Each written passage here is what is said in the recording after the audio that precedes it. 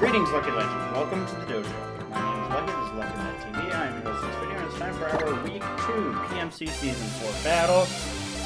As I'm sure you can tell, we're just getting right on into it. Now we are facing off against the Hamilton Torracats, coached by Mego, aka Addison, and we each open up with our respective Megas. Now, I obviously do have the advantage in this matchup, but, you know, Mego just switches out into Zapdos, as I'm Mega Evolve and go for Dark Pulse. Now, I figured she'd switch, you know, it makes sense. Fortunately, though, this Dark Pulse does a good amount of damage, around 40%, 35 to 40%.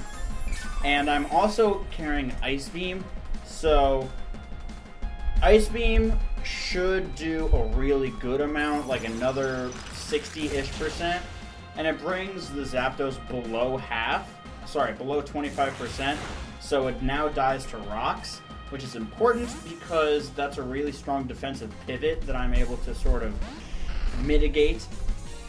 Now at this point he brings in his Drapion, which I really can't do anything to. I could Ice Beam it, but that's not going to do, you know, a crazy amount of damage. Instead, I switch into our Steelix. Now the reason I do this is because I want to get up rocks, like immediately, so that the Zapdos will die when it comes back in, because Zapdos is my opponent's only form of hazard removal. So right here I go for the Stealth Rock, and just so you know, right around this spot, we actually DC'd the first time, because what you're going to see is I'm going to click Stealth Rock this time, as she clicks Scald. Now, the reason I'm clicking Stealth Rock is because originally I clicked Roar, and Scald killed me. So we just wanted to make sure the Scald kills me, and as you can see, coincidentally, it does not kill me this time. So you'll see me click Stealth Rock again. This is literally just to recreate the original circumstances of the battle. We DC'd immediately after my Steelix died, and as I was trying to send in my next Pokemon, we DC'd. So right now we're just back to normal. I bring in my Absol. I know that I can't one-shot this thing, but I really want to do some damage to it. I'm actually hoping that I can flinch it with the Dark Pulse. As we can see, it does a huge amount of damage, but the Scald is going to take us out, as the Slowbro is kind of just running through our team with its fatness. I didn't realize how strong Mega Slowbro was. It's really strong. The reason I bring in Arcanine here is because I want to burn this thing and get some chip damage on it. The unfortunate instance here, I was hoping that he would go for the Scald here to try and knock me out, which wouldn't knock me out because we are specially defensive, but unfortunately he used Slack Off, which means that he just has a lot of health. Flare Blitz, not the best option, just in general against Mega Slowbro, because her Mega Slowbro is pretty defensive. It takes on like all of my physical Pokemon almost completely.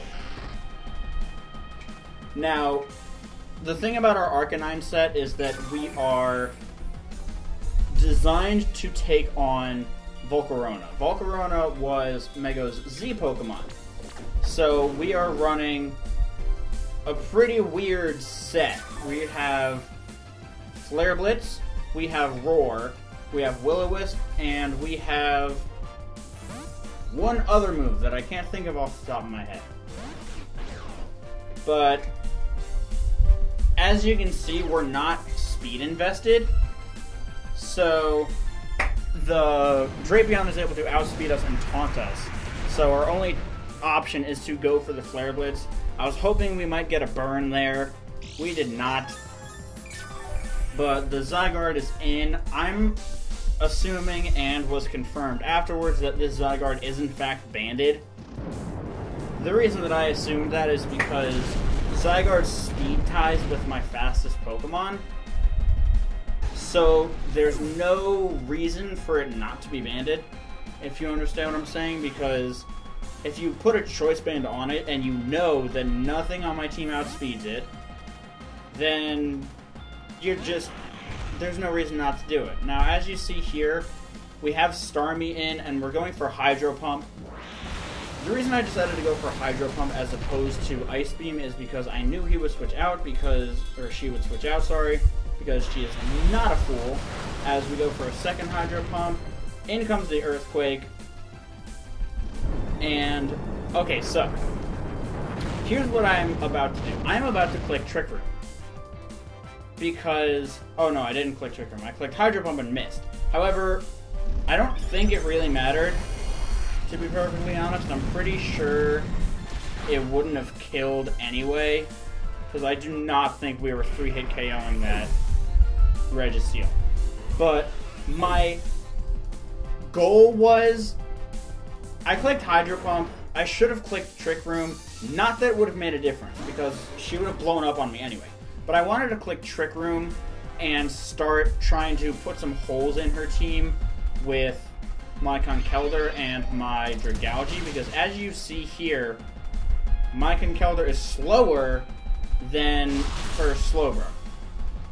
And the reason is because I had actually built a Trick Room team for this battle, like a last-ditch Trick Room team, so that I would bring in Starmie kind of near the end, click Trick Room, let it go down, and then bring in my Conkeldurr or my Dragalge to start dealing some heavy hits. However, that did not go as planned because we kind of got exploded on. Now, I thought she would have just gone for Psyshock here. I'm not quite sure why she didn't, but, you know, later down the road I see why. She just wants her Slowbro to go down so that she gets a clean switch into something. But she does that very intelligently by sacking off her Zapdos. As it does die to rocks, there is no point in letting a different Pokemon go down when you can just let that thing go. Now comes in the Zygarde. It's just going to click Outrage to be safe. Obviously, Earthquake would have killed too, as it's a choice-banded Zygarde. But, you know, a very, very well-played game on my opponent's part. I planned very well, but my opponent really outplanned me because they really brought things that I was not expecting. Or rather, didn't bring things that I was expecting. But that's going to be it for this video. Thank you all once again for watching, and I will see you all next week. Bye-bye.